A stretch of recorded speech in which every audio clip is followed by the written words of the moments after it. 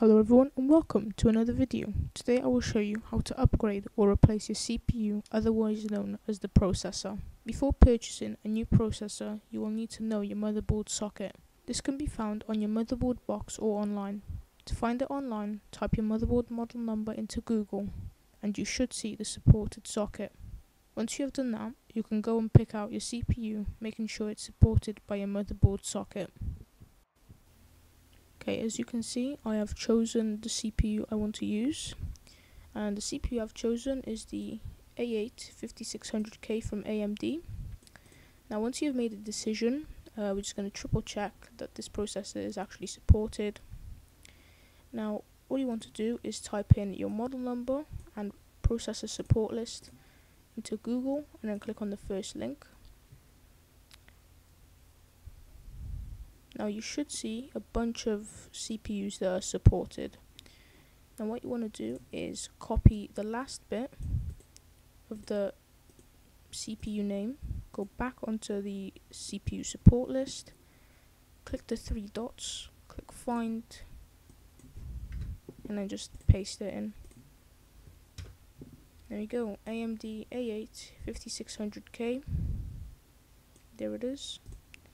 Now as you can see, it's at 3.6 gigahertz, and we're just going to make sure that the Amazon listing is on 3.6 gigahertz. And that's it. We now know that this processor is 100% supported.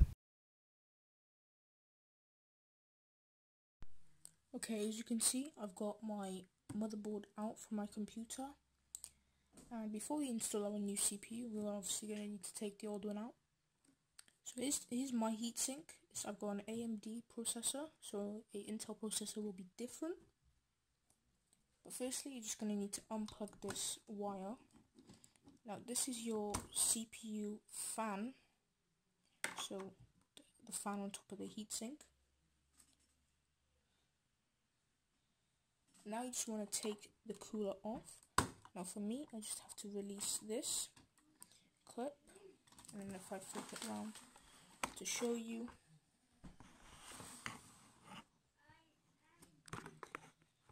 there is a clip which has to come out.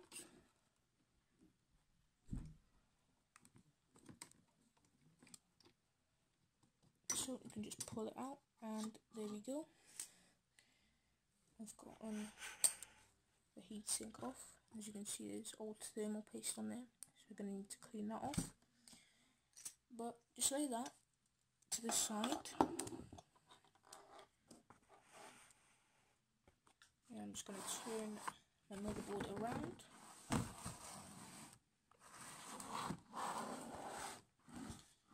So you guys can see the processor. Now there it is. Now you should have this retention arm. So you just want to push down and out and up.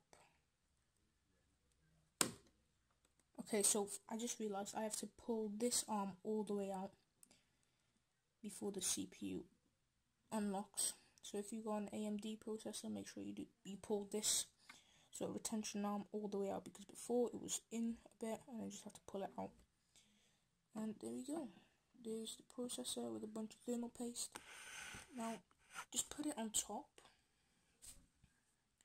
of the heatsink, making sure that the pins are facing all the way up. And that's it. You have swapped out your CPU. Or you have taken out your CPU, you haven't swapped out yet. So now we're just going to have to clean off the thermal paste and put this CPU in a safe location. Okay, as you can see, I've laid out the heatsink and the CPU on a table.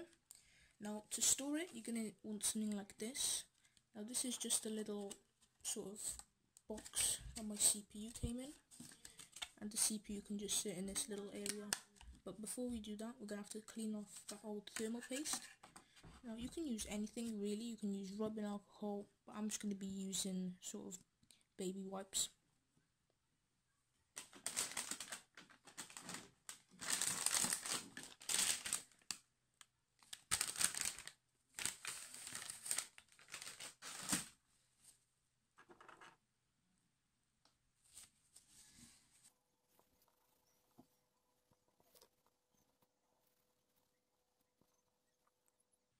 And there we go, that is our CPU all cleaned up.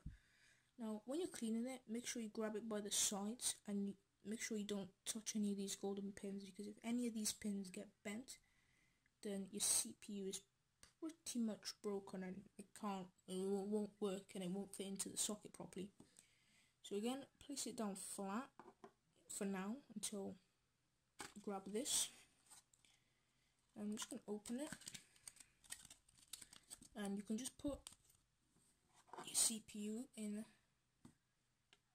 so. It doesn't matter if the pin's down or up. There we go, and then just close it like so. So now you've just got your old CPU safely stored. Now put that to the side. You're going to need to clean off the thermal paste of this cooler, as I'm going to be reusing the cooler. So let's do that now. And just make sure you find a clean spot and your wet wipe or anything, and get ready to clean it off.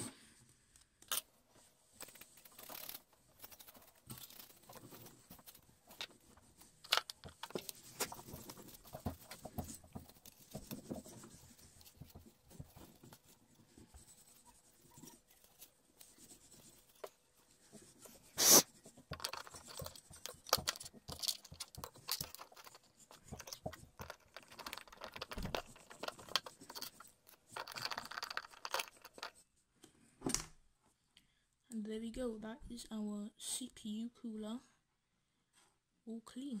Now we can use this with our new CPU now. So that's it, you can just put that to the side and pretty much done. You can use this cooler now with your new CPU, or you can obviously buy a new cooler and use that with the new CPU. But that's it. Now that we've cleaned our cooler, most importantly, you can just install the new CPU now. So let's do that now. So when you're installing a new processor, you're going to need three main things. Now you're also going to need the processor, but I'm just going to be using the one I had in before, simply because the new one is in the mail.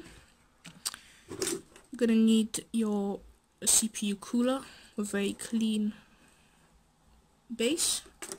And lastly, you're going to need some thermal paste. Now, there we go. You can buy higher end stuff like Arctic Silver, but I decided just to buy this one because I get two. Now this was from eBay and it came relatively quickly. So that's it. Three main things: processor, your CPU heatsink, and thermal paste. Now let's go install it. Okay, now we're going to install the CPU. So firstly, you just want to pull the retention arm all the way up. Next, you want to grab the CPU from the package, from the little storage container. Make sure to grab it from the sides. As I said before, you don't want to touch the gold pins because they'll get damaged. Now you want to align this golden pin on the left corner with the triangular cutout on the socket. So my one is right by there, I don't know if you can see that. So I'm just going to align those two. You want to lower it in gently, making sure none of the pins get bent. And it should just fall into position. Now you can just sort of try to move it up or down. Make sure to touch the side, not the top. And if it's in solidly, just pull the retention arm down. And that's it. The processor is now installed. Now we can install the cooler. Okay, now we can install the cooler. Now before we put the cooler on top, take out the thermal paste, take the cap off obviously. And then on the center of the CPU, just put a small pea-sized dot on there, like so. Once you've done that, just put the cap back on, the thermal paste. Now you can install the cooler.